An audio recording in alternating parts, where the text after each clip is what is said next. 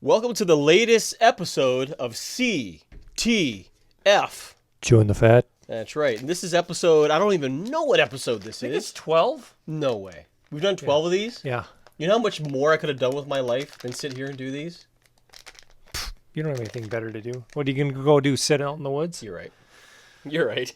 Number 12. And is this Christmas past? Yeah. Christmas.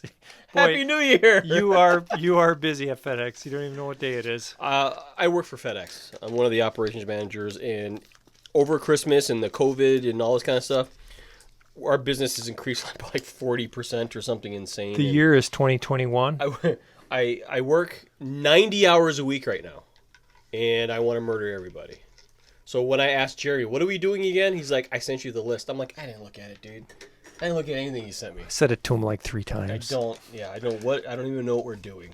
Like, all I know is you told me to come here, and I'm here on my day off, my only day off, to talk about what? What are we talking about? We're going to talk about winter backpacking and camping. You know what coincidentally is winter right now? Hey! Isn't that something? Holy Hannah! January 2021. It's 2021. Hey, how about that 2020? How did that treat you? I like how people think that January 1st, everything changes. Just because of the date on the calendar. Yeah, I got my gym membership. I'm going to get in shape. All right.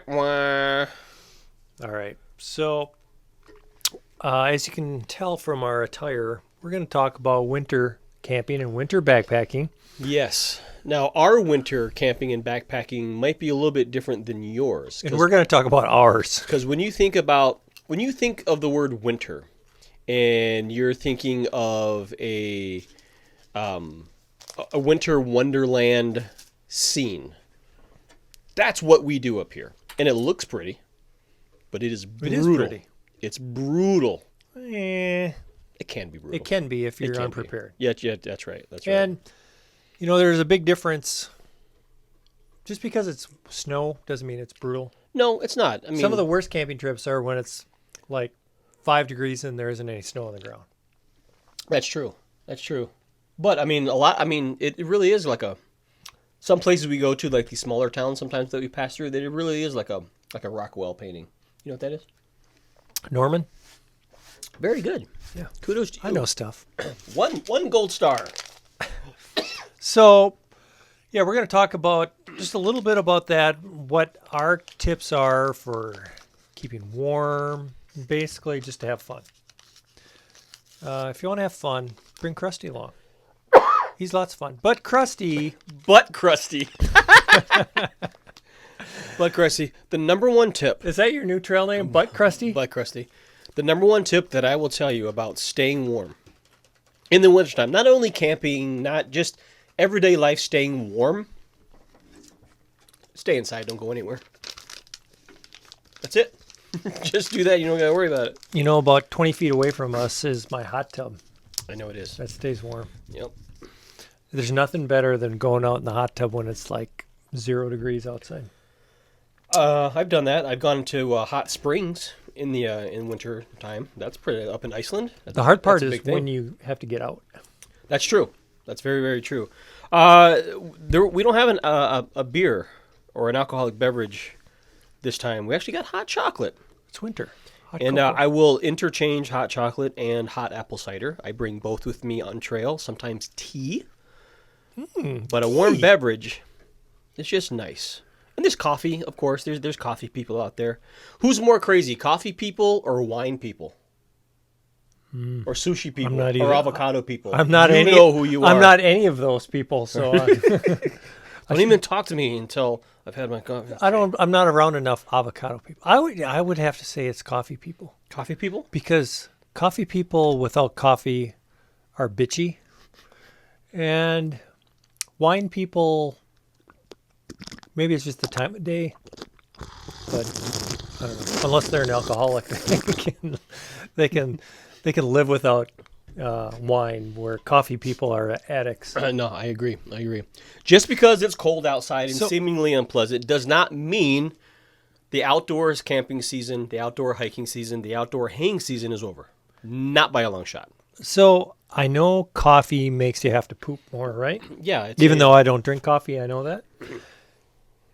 It seems like when I drink hot chocolate, I got to pee more often. Are we still talking about this? Yeah, I guess not. Okay. Midwest Backpacker has a merch store. Sweatshirts, hats, Support underwear. the channel. You have underwear? You should have underwear. I have underwear on. Underwear. So yeah, you want to help support the channel? Stickers, patches. You need to get some patches, dude. Check out Midwest Backpackers merch store. Link down in the description. Show your love for this guy. T-shirts. T-shirts. I like it on the light blue. Yeah, Just saying. good. It looks good. All right, so typical winter trips. We talked about that around Minnesota, where hopefully the temperature is below freezing, Let's define but not cold. too cold. Let's define cold. If you say, I'm going out on a winter backpacking trip, what do you think people think that means? 20 degrees. 20 degrees. As a low or a high? Okay, so high of 32, a low of 15. Okay. That would be my perfect winter trip, actually. I would be close to that. I would like the highs to be probably in the high 20s, 28. I don't like to hover right around that freezing mark because sometimes they can get slushy and soft and wet. Does that really happen at like 31? If the sun's out. Yeah, if the sun's out. If the sun's out. Absolutely. Yeah, you're right. Then and everything just freezes. Your boots get wet, which means when overnight they freeze, and then you got solid hard boots to put on the next morning. Low 15 to 18, highs about 28 is what I would like. Now, there are people who go out well below that, below 0, 20, 30, 40, 50 below 0, and they have a great old time. And to you, good luck with that. I will not be with you. So what's the coldest that you want to see for a low? The coldest I would like to see for a low would be high single digits, 8, 9. I don't like seeing that 0 number if I'm going to be sleeping out there. I'll go down to now. Okay, so there's a big difference in winter camping if you're just doing an overnight versus you're going out in the backwoods and it's multiple nights. Right, of course. I mean, you can go colder for an overnight out to the state park, knowing that when you get up in the morning, you can just shove all your crap in your bag and go to your car. Sure, a mile away, whatever. Yep. So, I mean, with that sort of one, I could push that down. I'd probably go down to Minus 10? minus 20. Minus 20. Like a legit minus 20. Yeah. But if I'm going out Spear Hiking Trail, Boundary Waters, multi-night. This is Fahrenheit, by the way. I think I'm with you. Maybe 5 below. Right. But not much colder than that. And during the day, and a lot of it's wind, too. Mm-hmm. So wind can make things definitely colder. But during the day, I'd want it to get up to 10, 15 degrees for a multi-day trip. When it gets to super cold temps, and I'm talking 0 and below, the hiking I don't mind, the sleeping I don't mind. It's just the hanging out and doing stuff I would mind. Like, if it's 20 below 0, I'm not sitting outside by a fire and talking to you guys. You're not that interesting. Unless it's a giant raging fire and... Well, that's all they do with these frozen butt hangs. Really, if it's super cold like that, I mean, some of them will go ice fishing or snowshoeing or something. If you it's warmer, almost have to build 4, 5 fires, you all around. Yeah, because you can't be 10 feet away from it. If it's that cold, you Right. got to be really close. Yeah. And if you got 20 people can't be a foot away from the fire. Right. No, that's brutal. Okay. Cons and pros. Pros and cons. What are the pros of winter camping? You mean other than us? We're kind of pros. Other than us. A lot of people laugh because we're not pros at winter camping. We know stuff. Pros, less crowded. Way less crowded. I mean, one of my favorite things is just going overnight at my state park that's 8 miles away from here. Right. And I can go to the middle of the campground, which I would not be caught dead in the summer. Right. And it feels like I'm alone. Usually there's one other guy in a site a long You can see a ways fire away. out in the distance, yeah. Or not even that, but you pack up in the morning and you're like, oh, wow, I guess I wasn't here alone. Yep. I shouldn't have been singing at the top of my lungs. Right. But just sitting at that campfire by yourself, feeling like you're alone. That's nice. It's nice. It's nice. No bugs. Bugless. Bugless. That's a big deal. No mud. No mud. Well, if it's cold, there's no mud. No bears. It's okay. So In the dead of winter, they're supposed to be hibernating. In the dead of winter. Are there isolated cases where they might be out and about? Sure. But for the most part, they're sleeping. So I have a question about this. I was on the spear hiking trail a few weeks ago, all by myself, completely frozen up there. And I'm thinking, do I need to hang my food in the middle of winter for a bear? I mean, for squirrels and rats and stuff, but porcupines or... Raccoons. But do I need to hang my bear bag? Well, you don't hang your bear bag anyways because you have an Ursack. Well, in the summer, I don't carry the Ursack because it's too heavy. Well, okay. This trip, I did bring my Ursack, and I tied it around a tree and hung it. But I was just thinking, do I really need to do this? Well, logic would dictate no.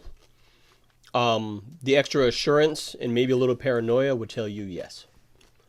Because in theory, bears hibernate when it's consistently below like 20 or whatever the stat is. Google it now. But what if you just got that weird bear in the middle of winter that isn't hibernating, you know? Yeah, well, then you got to get more food the next day. Yeah. Unless you become food yourself. Yeah, that's true. Bear attacks, very, very rare. You have a better chance at dying changing a light bulb than you do getting killed by a bear. When they do happen, they're terrifying, but they are very rare. So, good luck changing light bulbs. Okay, so let's get back to it. So the pros, less crowded. No bear bugs. No mud. It's easier to see through the woods. It is. So if you're walking through that green tunnel in the summer, you can actually see through it and see more animals or see the horizon or whatever. Yep. What you got any other pros? Oh, and then just to add to it being less crowded, campsite availability. You can usually just have your pick of the litter, usually. Yeah. So this is a little bit more complicated one. It gets darker sooner. It does. So you're forced to have shorter mile days if you're hiking. Well, other than that, if you've ever been camping in June, July, you can't really make a campfire, and it doesn't get dark till about 9:30. 9:30. And by then, hiker midnight's 8 o'clock. So right. More campfire time. In the winter, if you don't build a campfire and you have nothing to do at night, and you're going to bed at 6:30, earlier, 5:30, that's like 13, 14 hours you got to spend in your hammock or tent or whatever. Yeah. So I went on spear hiking trail a few weeks ago, and all by myself. It literally was pitch black dark at 4:30. Yep. Yeah, because you're further north, way further north. Yep. So I made a campfire a little before dark, and I sat by the campfire by myself for a couple hours. I'm like, oh yeah, I think I'll go to bed. I looked at my watch and it was 6:30. Yep, shorter day. So that, wow, that's probably a con. We'll get there, but it's both. It depends on. Now, if I wasn't alone, sitting around shooting the shit at the campfire, that's fun. Sure. So that could be a good thing. There's a level of camaraderie there that'll extend into the evening. Whenever I go winter backpacking, and I got a trip hopefully planned here pretty soon, I like to try to stay up until 8, 9 o'clock if I can. But that means fire. You're not just going to sit there in the dark, in the snow, without a fire there. Well, and a lot of people may criticize us for this, but you and I watch Netflix when we go camping too. Hell yeah, I watch Netflix, Amazon Prime, Disney Plus. I went to my hammock at 6:30, but I stayed awake till 10 o'clock watching Netflix in my hammock. Yeah, so there you go. Other big thing is you can bring food that has to be refrigerated camping. Oh yeah, you can bring steak, meat, and it'll keep chicken, Ice pork, cream. ice cream. I've never done that. Well, hey, there you go. Yeah, but your whole environment is a refrigerator, so you can bring, refrigerated required meal items. Cheese. Yeah. Your beer stays cold. I'm just trying to think of what else we could bring that's refrigerated. Meat, I suppose. You mentioned that, but you could almost bring like ground beef or something too. Sure. Make some burgers or a hobo meal or something, anything like that. Even breakfast items. You bring bacon and eggs for the next morning. Make sure your eggs don't freeze. But yeah, for sure. So when you talk about freezing, with this last trip, what I did for the very first time ever is there wasn't any snow on the ground, and it was going to get down to like 15, 16 degrees, and I have these 2 smart water bottles. I'm like, I don't want to sleep with 2 1-liter water bottles. Right. It's just going to make it harder for you to generate heat, but yeah. And, there's no snow to bury it in. Right. That's one of our tips. If you want to insulate your water bottle and there's deep snow, bury that sucker way down. Upside down. On the top, not near the top of the snow, but way down, upside down, and it won't freeze most of the time, unless it's 30 below. Right. But what I did on this trip is I'm like, I got a river running right next to me. Yep, that's not frozen. And it's not frozen, and so that water is above 32 degrees, and as long as it's still moving, so I put my water bottle down in there. Saw that. That was a good trip. A good tip. But I made since you put it in moving water, you don't want it to wash down the river. Right. So I made sure there was a rock behind it. I went down there, I started chipping the ice, and was looking for it. I'm like, where's my water bottle? I was starting to get a little nervous. But it actually went floated upstream. upstream. Went so upstream. I had reached under the ice, and I'm like, oh yeah, there it is, and grabbed it. So Yeah, that was a good trick. good. You already mentioned it, lower miles. Yep. Yeah, you're going to have lower mile days. I mean, because it's harder to hike in the wintertime. The days are shorter. I mean, even if you get started, well, you can't really get started that early because it's still dark until 7:30. Yeah, and I mean, if it's icy or if there's deep snow, it's just hard. And plus, you're wearing all that insulation. Mm-hmm. It's just harder to move. Well, unless you're cross-country skiing or even snowshoeing is not that easy. Yeah, and I mean, you just have to be more careful too. Yeah, of course. All right, let's get into the bad things about winter backpacking. It's cold. The obvious one. It's cold. Climbing out of your sleeping bag, your top quilt. It's brutal. Or the minute you get comfortable at night, you gotta pee. Exactly. It always happens. So even if you don't feel like you have to pee before you go to bed, go. Squeeze any drop you can. Anything. Get it out. When I was on that last trip, one night, I had to get up and pee 5 times. Wow. And winter camping is like a diuretic. It just makes you pee. And laying in a hammock does that to me too. Yep. So. But I will say, if you're sleeping in the wintertime and you do have that sensation of pee, get out, get it done. Because when it's cold out, your body is working to keep your body warm. And if you have a bladder of 10 ounces of pee, your body's got to work to keep that warm as well. So get it out so your body can concentrate on keeping your core warm. We mentioned this a little bit, but obviously you have more insulation in your top quilt, bottom quilt, underquilt, clothes, and that takes up more room, and it weighs more. It does. So the things that you pack are just going to take more room. That your loadout's going to be heavier, which necessitates a larger pack. And lower miles, probably. Yeah, right. And which adds to the lower miles. But how do you know what rating sleeping bag, underquilt? Oh God. How do you know? How do you know what do you need to bring? Oh, I thought you were going to get into the whole rating system for sleeping bags versus survival rating and comfort rating. No. Through experience. I mean, for newbies, I would go warmer than you think that you need and learn through experience. Now, we know that I'm a cold sleeper, so if something is rated to 20 degrees, it's usually good till 30 degrees for me. So when I go winter backpacking and it's going to be 15 degrees, I have a 0 degree top quilt, and I actually have a negative 20 underquilt. So I would rather be warm and wake up sweating than be cold. Right. My tip is obviously check your weather. Whatever the coldest report temperature is going to be. If they tell you that it's going to be 10 degrees overnight, make sure you have insulation rated to at least that.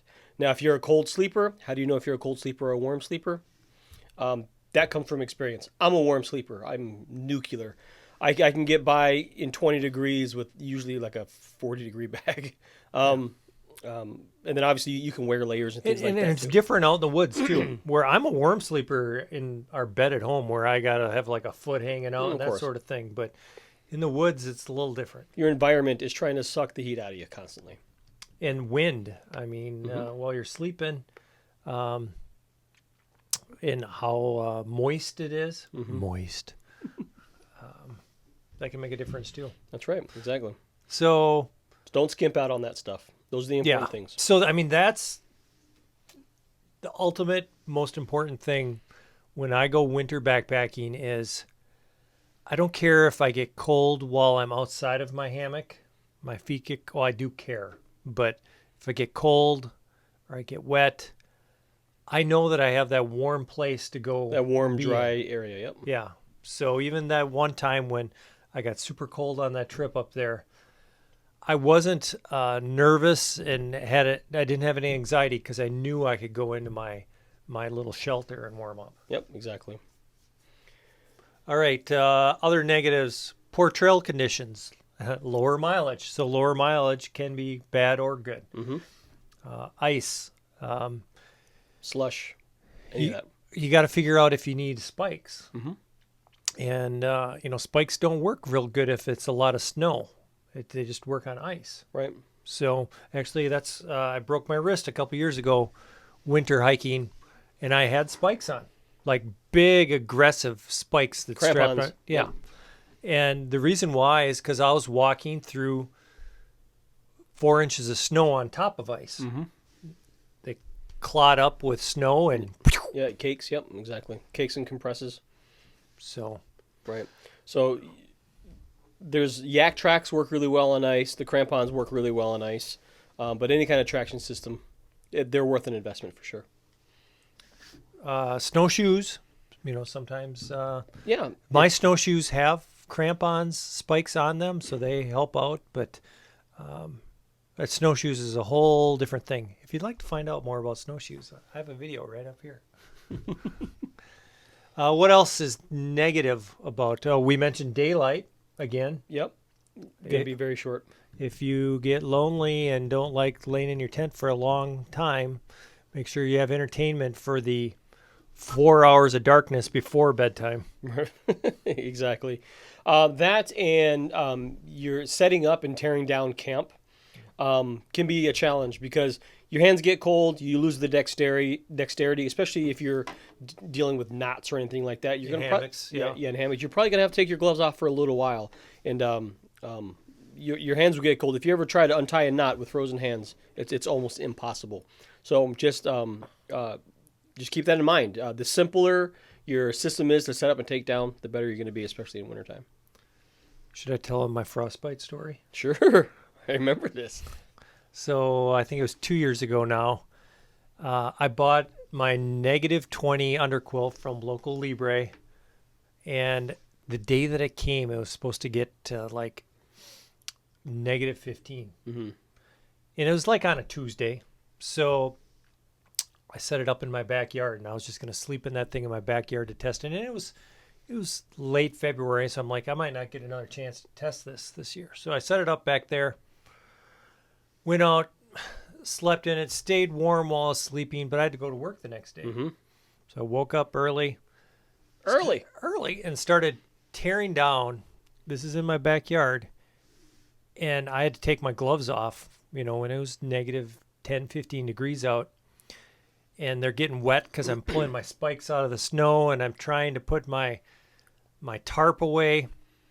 And this was proper cold. This was in my backyard. Yes, I'm an idiot, but I didn't think to go inside, and I was in a hurry because I had to go to work. So in my backyard, trying to pack everything up, trying to get those knots, trying to put your hammock away, your underquilt away, all those sort of things. I got serious frostbite on my fingers where the skin, my fingertips were numb for like a month, and the skin was peeling off of them. Mm-hmm. So, I mean, that's the first time I've ever happened to me where, I've had my fingers where they freeze, and that's the worst feeling in the world when your fingertips and your cuticles freeze, and when they thaw out. Oh, I hate that feeling. Oh yeah, putting your hands in warm water when they're frozen. That's brutal. It sounds like it would be really nice. It's not. It hurts. It hurts bad. So in hindsight, he's in his backyard. He probably could have just left it up until the afternoon, until after work. Or I could have just thrown everything into the hammock hotel and went to work. Lessons learned, man. But I mean, that's the first time that I've crossed the line between discomfort and actually hurting myself. So I mean, it's legit. I mean, we had this on later, but if you're winter camping when it's super cold out, it may be tempting to just pack up and leave in the morning. But the first thing that you need to do after you pee when you get out of your hammock is build a campfire. Yeah, it's nice. Because you need to go back and forth between tearing down and the campfire warming your fingers. Yep. Just having that source of heat, it is very helpful, and it's also a morale booster knowing that it's there for when you need to warm up. It's having a campfire is nice. And you don't know how hard it is when you don't have finger dexterity and you can't feel your fingers and you're trying to do these little knots. Yep, not a chance. It's a bad scene. So another thing I have on here is the roads and the parking lots. Sure. Yeah, a lot of times they're not plowed, especially if there's a recent storm. We went up to Spear Hiking Trail last year and we got like 6 inches of snow that night, while we were sleeping in our tents or hammocks, and we came back out to the cars and they plowed half the parking lot. Not where our cars were. Not our half. The other half. So luckily, Chuck had a truck and you have all-wheel drive, but if that would have been my car at the time, we would have been screwed. I remember you had to go over that snowbank of where the edge of the it's like Rob's new car. Hey, we got out, man. It worked. And there's usually no, like, since there's snow, the parking spaces, there's no parking space. You park wherever you need to park because you can't see the parking spaces. So, yeah. In a lot of places you can't even get to because in the winter they don't plow. They don't plow. Yeah, they're non-maintained. Yep. So plus you want to check on that before you go out winter backpacking. Where check the trailhead. You don't want to go 10 miles in. When there isn't any snow on the ground, and then the next day you can't get out because there's 10 miles of road that hasn't been plowed. Yep, exactly.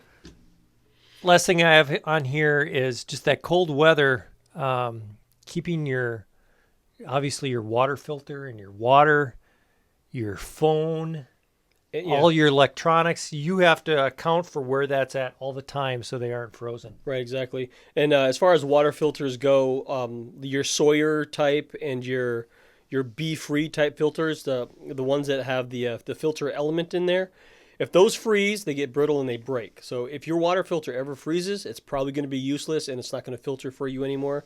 So if you're going to use your water filter at night, bring an extra Ziploc bag, put it in a Ziploc bag, put it on your innermost pocket, keep it next to your body. While you're hiking, while everything, you do not want that to freeze. Which, that can be a challenge too, because the problem that I have is when I hike in the winter, I don't wear that much clothes. Right, yeah, because you're moving. Because you're moving, and I just have my hoodie, and it has some pockets with some zippers, and I've had problems not with my water filter, but with my phone, where my phone battery dies. It's in my pocket, but the air temperature is still 15 degrees. My body's like 900 degrees. Right. But it just wasn't warm enough, and the battery died. Electronic items, camera batteries, phones, battery packs, headlamps, anything that has a battery or an electronic item, you got to do your best to keep them warm. Me personally, when I sleep with all that. I got pockets everywhere. I carry. It's all on me when I sleep. I feel like a cop with like a bulletproof vest on. I've got like things like everywhere. So like rolling over onto my stomach wouldn't even be an option. Yeah. Exactly. But you got to keep that in mind because cold does drain batteries. And I'd like to mention the water filter thing that you mentioned is the water will still go through your filter. It just won't work. Right. It's not filtered. It's just you're just passing it through. So basically. you may take it out in the spring and get giardia because it isn't filtering. Right. Correct. I suppose in the winter you could still get it too. Okay, let's move on. Do you have a bad winter camping story? A bad winter camping story. Well, I mean, I guess it's all perspective. Like, I always see bad situations as something to learn from, and I take it on as a challenge, whereas others, they freak out when I think it's fun. Yeah. I don't know why. You think it's fun when other people freak out? Well, no, it's just like the situation, you know? Like, yeah. I don't know. I seem to rise to those occasions because it really gets to, you know, test my wherewithal and skills and knowledge base and all that kind of stuff. But as far as a bad winter story, I was on my way to the state park here, the one right next to your house, and it was calling for a snowstorm. And I've always wanted to camp and wake up to a fresh coating of snow. And while it was me and my girlfriend at the time, we got there, and she was a little apprehensive about, there's a storm coming, she's not comfortable with it, and it was 30-mile-an-hour winds, and it started to snow as we were getting into camp. It was so heavy that as we were setting up, everything was starting to be covered in snow. And then, lo and behold, just about I got my stuff set up, and we started to set hers up, she forgot her top quilt. Forgot it. Which means, that's it. Trim canceled. You can't, you know, maybe I could find a way to stay warm, you know, maybe build a quinzee or something like that, but for her, absolutely not. So that was probably the worst of it. Not for me, but as our camping group. You did a video on that, right? I did have a video pretty funny, on it, yeah. Actually. But yeah, it was kind of brutal. But other than that, I haven't had anything crazy bad happen. I've been very fortunate, and I think it's because I'm knowledgeable and I keep a pretty level head in stressful situations. No, I wasn't camping, but obviously when I was solo hiking on the Spear hiking trail and I fell down and the pincushion, I had a compound fracture of my wrist, and I've never broken You're a gonna bone in my do it body. all the way. Luckily, I wasn't too far away from the trailhead and walked to my car, went to the hospital in Grand Marais, sat for 5 hours before they saw me in the emergency room. Wow. But, you know, after that I said, I'm never going to go solo backpacking in the winter again. And a couple weeks ago, I just did it again. Yeah, but your knowledge base has increased. Your competency level is higher basically because of the experience. Well, and the ironic thing on that trip is I got down to Devil Track River, and I was supposed to go up the other side of the river. And if you've seen that part of the trail, you're walking up the side of a hill, you know, along the side of the hill. And in the middle of the winter, you know, there's 3 feet of snow, and there's no flat spot. Right. And I turned around at the bridge because I'm like, yeah, that ain't happening. That's too dangerous. So I walked a mile back and completely flat, 10-foot wide trail, you know, fall down. So anyway, that and just getting my feet cold with you and Chuck, that was an eye-opener where in the winter now, I won't go backpacking without hand warmers. Those things are amazing. Disposable toe warmer value pack. Yep. So even if your socks get wet or whatever, fire that thing up and they'll warm you up. All right, good. What was your best winter camping outing? I've had a couple of really good winter camping outings, and a few of them were solo, where I went by myself, set up my own camp, my own fire, and just enjoyed the peaceful of the woods. I had coyotes come in on me one time. That was pretty cool. Like I said, a lot of people might freak out because there's a pack of coyotes. I thought it was pretty cool. Did you see them? I did. I heard them. I heard them coming through. Another time, I was sitting in camp, enjoying the fire. I had my boots off, and my feet were propped up next to the fire, and I heard just the faintest sound behind me. It was still. There was no wind. There was no nothing. The moon was out. It was gorgeous. It was 12, 13 degrees. And I looked behind me, and there was a deer, a doe, a white-tailed deer, behind me maybe 15 yards away. And it looked at me, I looked at it, and it didn't care I was there at all.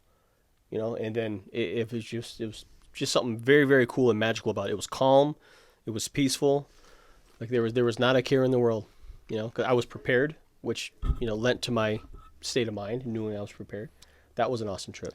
Calm and peaceful. Those are two very good descriptions of winter camping. Yeah, the snow cover actually muffles a lot of sound. There's no leaves. Yeah, right. And there's no leaves, and even sound waves that would normally bounce off things, they're absorbed a lot by snow. It is. It's a very quiet environment. You do have to be careful because your voice travels more, though. Sometimes. Your voice will. Yeah, there's no foliage. There's no leaves. So if you're talking shit about the camp next door, they're going to hear you.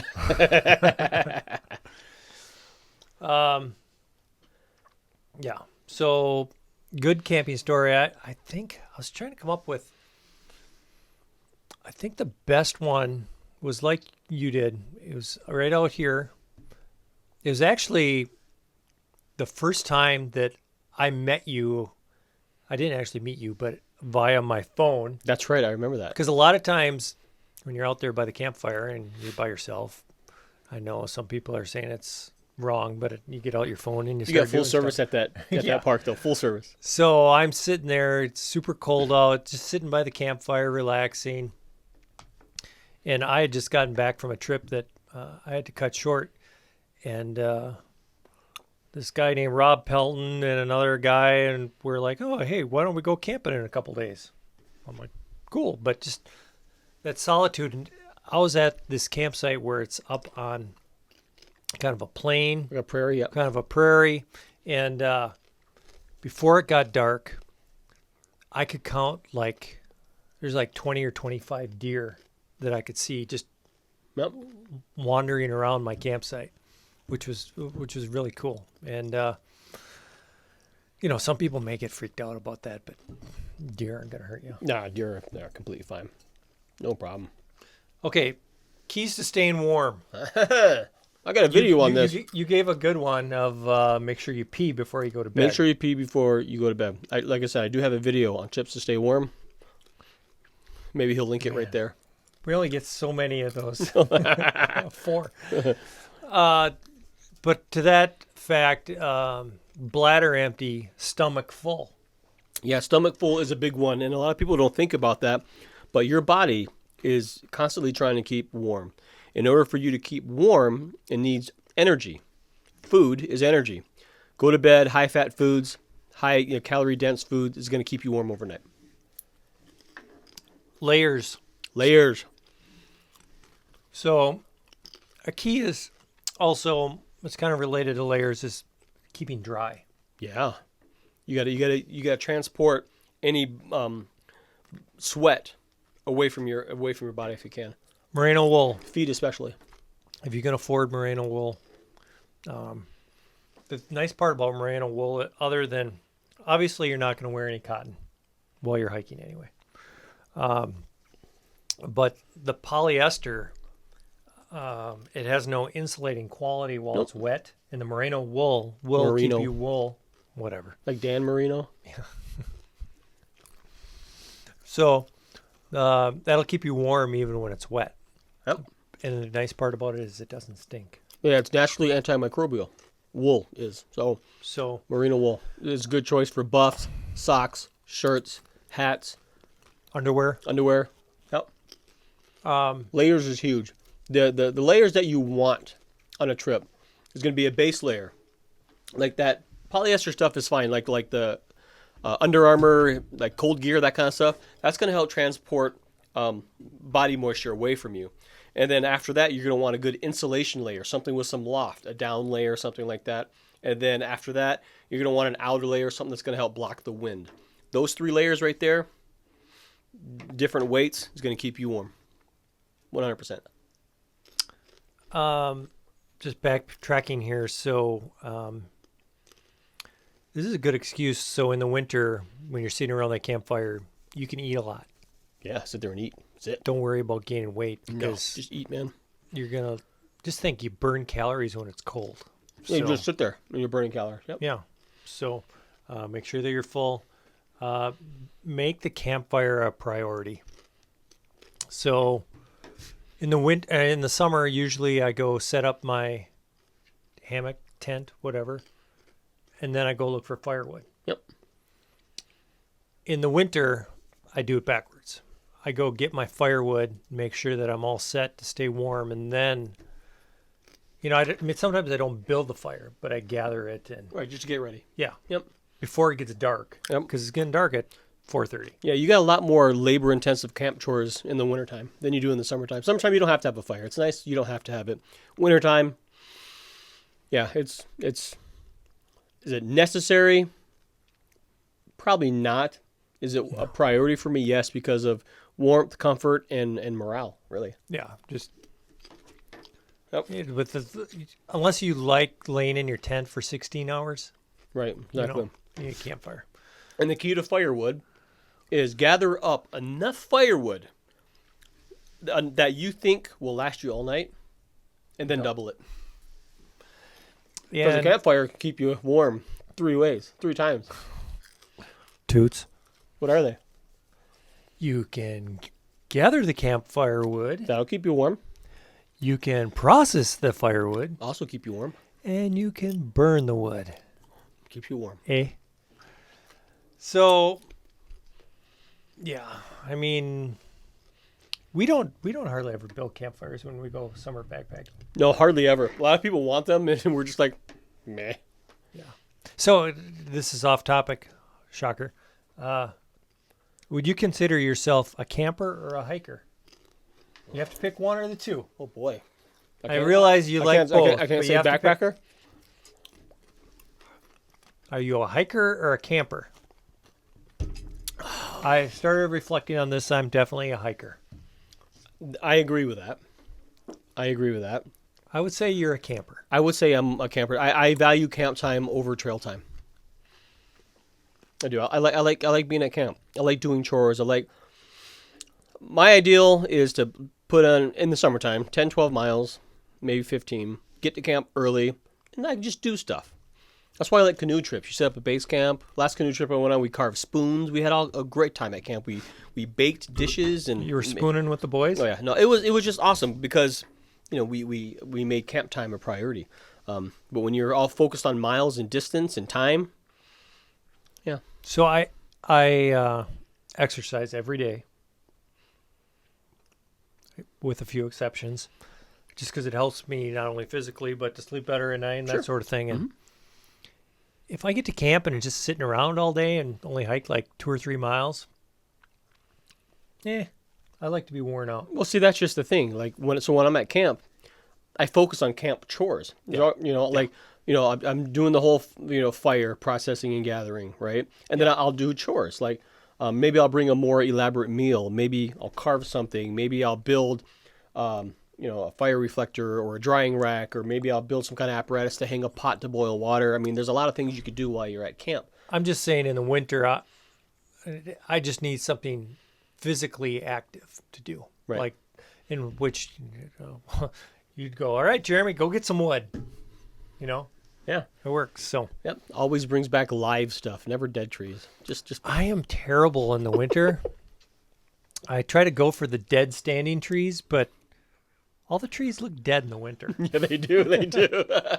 Hey, I got this wood. This tree's 100% alive. I come back. Oh. Look, guys, look what I got. Look what I got. Yeah. Yeah. Well, that won't burn. Cool. Thanks, I guess. No, that's funny. But we don't purposely cut down Of course live not. trees. No, we try to harvest on the ground as much as possible. But if there's 3 feet of snow, it's a little harder to find. I'm doing what I got to do to make a fire. You find that dead standing. And, in most places where it isn't a popular campsite, it's easy to pick out all right, usually, that one's dead. Yeah, usually. Yep. So, all right. Keys to staying warm. Change your clothes, especially your socks, before you go to bed or at camp. Sleep clothes, sleep socks, sleep layers. So even though you may feel like your socks are dry, I guarantee you that there's moisture in them. Yep. And that moisture is going to make your feet cold. So change them out anyway. I mean, I I put on these super thick wool socks in the middle. I've been thinking about down booties. Down booties are nice. Because I think I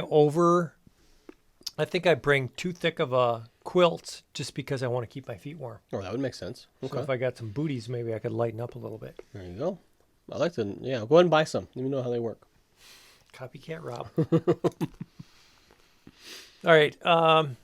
Where's your water going to come from while you're out there? That's a little bit harder to find sometimes. Right. I mean, depending on where you are, if you're on a moving river or something like that, there's usually spots where you can crack open ice to get your water. But sometimes that's a little precarious Sure. if there's thin ice along the side of the river. You still have to access it, right? Otherwise, you can bring in water or you can melt snow.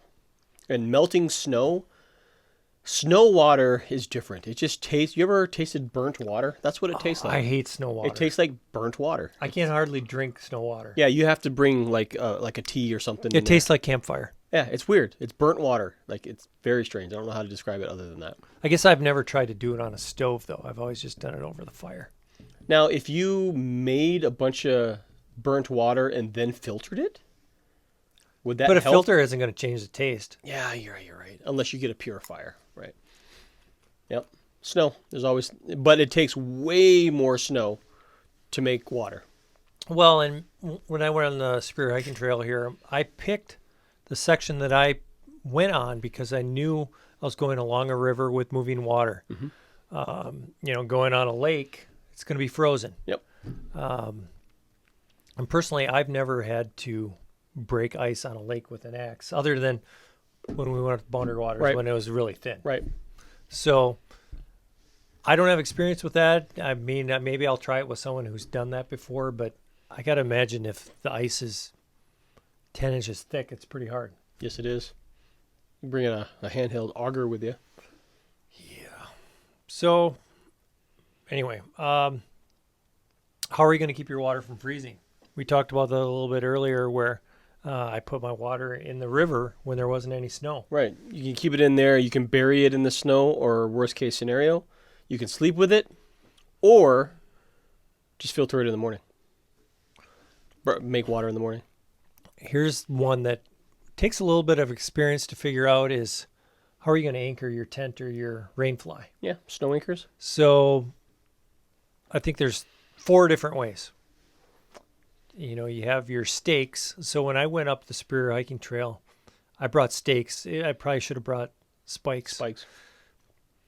But it was earlier in the year, and it was so sure. I put them in the ground like that much, but it was enough to hold. Yeah, right. Let me grab some props here. Right, and we say spikes, they're basically giant nails, is what they are, to drive through very hard-packed snow or ice. And you don't need to go very far into ice for it to hold, because it's very, very dense. Otherwise, if you have heavy snow, you can use branches, or you can use snow anchors, which is what he made here. So you can see it. Yep. So this is just a PVC pipe, cut in half, cut to length, drill some holes through it. I put some guy line on there, bury that in some snow, let it freeze. What I didn't know the first time I tried to do this is the snow is super powdery. Yep. And I was worried. I'm like, this isn't going to work because they aren't going to freeze. But just the moving around of the snow, put these in, let them sit for like a half hour before you put tension on the rope, and they should freeze in fine. Right. So of course this is your usual stake that you'd use in the summertime. This is the spike that I can use in the winter if there isn't a lot of snow. Yep, giant nail. It's just a giant nail. Of course, it's a lot heavier than this, but you can pound it in the ground. If hopefully your campsite has some rocks or you have something to pound it in. Just be careful because you don't need to, a lot of times, put it in the full length or else you're not going to get it back out of the ground.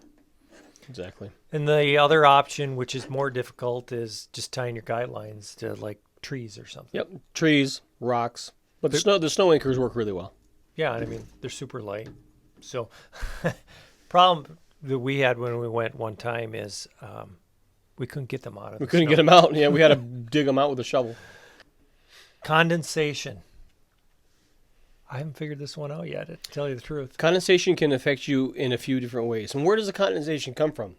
Your body. Your body. And a lot of times your breath. You can expel up to 0.5 liter of water. from your mouth while you sleep it overnight. So there can be condensation on your tarp or in your tent Do you walls. drool or what? Sometimes it would seem like it, but for me, the problem with condensation I always have is when my head is exposed from my top quilt and my breath wets this whole area of my top quilt, and all this gets soaked from my breath. So I know there's frost bibs and there's all kinds of things that they use, but I haven't found anything to keep this area dry. You know, the biggest thing that you can do is obviously don't go to bed sweaty, because that warm but not sweaty. That moisture will make. And then next thing you know, it's raining inside your tent. Yeah. So, see, I have a problem when it's super cold out, where I don't like having my face cold. And I don't really like having a face mask. Yeah, a balaclava. Or like I called it in a video, baklava. That's what everyone calls it, a baklava. Oh, which one's the pastry? Baklava. Okay, but it's actually a balaclava. Correct. So, anyway, so what I do, and it's not recommended, is I actually pull my top quilt up over my face, and then my top quilt gets wet. Yep. Yeah, he sleeps with his head inside his sleeping bag, which is generally considered a no-no because you're just going to wet the whole inside of your bag, which could lead to eventual cold environment in your sleeping bag. But it's been fine for him. Yeah, I haven't had. There must be enough ventilation where maybe the top 3 inches gets moist. Yeah. But it's not enough where it ruins the down. So. Sure. Okay. Yeah, condensation is definitely an issue. How about in a tent?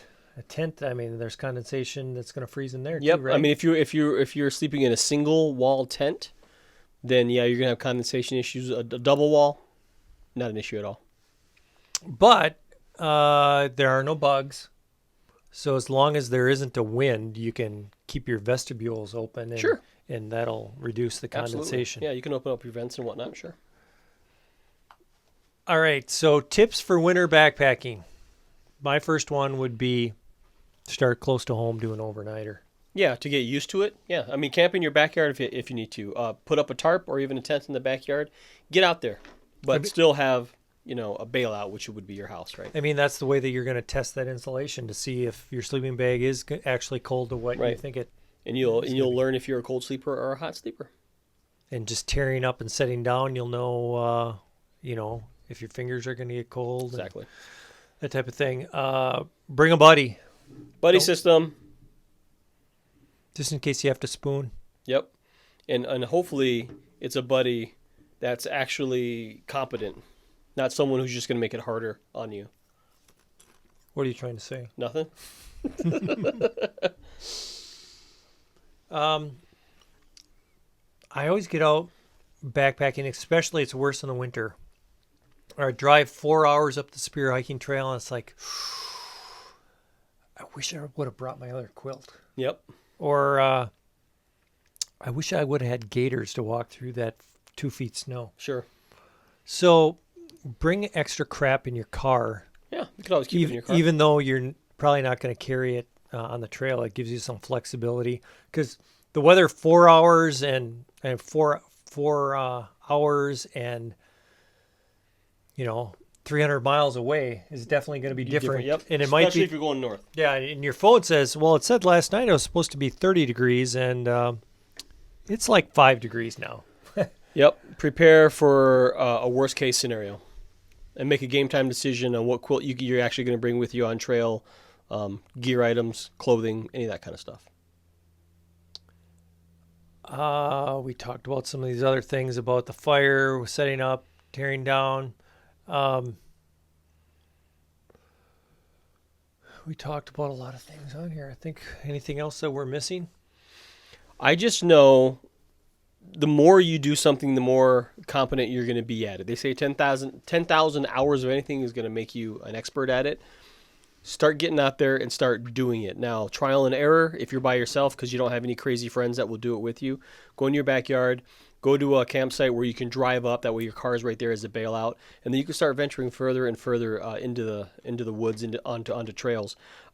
Best case scenario is find a group that actually does this kind of stuff and hop on a couple trips with them. We go on winter trips sometimes. Sometimes we open it up for invites. Sometimes we don't. But winter camping, there's some Facebook groups out there. Use that knowledge base. Use those people to get out on your first couple of trips as well. A little tip here, the frozen butt hang, you can go in a tent if you really want to. Yeah. They're not going to look, well, they will be looking down at you because they're in a hammock. Yeah, there is an event called the Frozen Butt Hang that happens after the new year. And the goal is to sleep in a hammock as cold as humanly possible. And I was last year it was like 50 below, and me and Rob said, "Yeah, we're good." I was specifically asked to attend this year. I contacted specifically to. They want some star power, or what? Yeah, I don't know. I was like, I don't know, I know you well, and you will say that you're coming until you see the forecast where it's going to be too cold, and maybe I'll do my best. I'll do my best, but I'll pray for a 20-degree weekend or something. I don't know. I might go with a lot of this COVID stuff.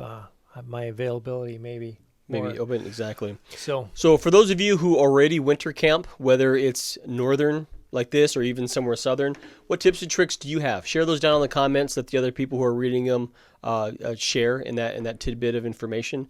I got one more thing. Ice on lakes. A lot of people who aren't from northern areas are freaked out about the idea of walking across a frozen lake, which is understandable. There's lots of creeks. And have you ever camped on a lake? I have. Have you? Yeah. In a tent? In an ice house, actually. Where you built one? No, it was. I got you a fishing ice house. Like a fishing, but this is one of those folded. It was basically a tent, with no floor. But I slept on a cot, and yes, I was still fishing at the same time as well. Had a little gas heater in there, Oh, some of those. I didn't die of asphyxiation, so that's good. Some of those ice shacks are like RVs. Oh, yeah. Some of them are really nice. TV, cable, everything. Yeah. Yep.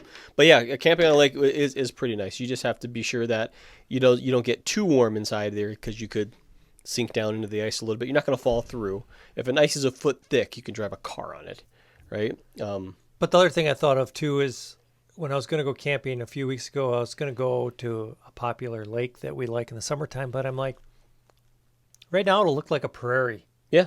It's not that beautiful scenic lake. It just looks like a flat piece of land. Exactly. It's a different world up here for actual true winter camping with snow and ice. It's an absolute different world. It's a different beast with its own challenges. Just get out there. So we're more hardy in the winter, and we give our Ohio and Kentucky friends a little grief about when they say it's 45 degrees and like, ew, it's cold. Backpacking me with Jason. Our Kentucky boys. But I melt when it goes above 80 degrees, so we're no thanks. So yep. All right, well, thanks for watching. Thanks for coming again, Krusty. Absolutely. And if there's any ideas of subjects you want us to discuss, whether it's opinion based or fact based, because we actually might know about stuff, let us know down in the comments as well. All right. See you later. Bye-bye. Hope no one dies. We take no responsibility if you go out camping and die. I want 2 packets. You're the worst dad ever. Rob is high maintenance.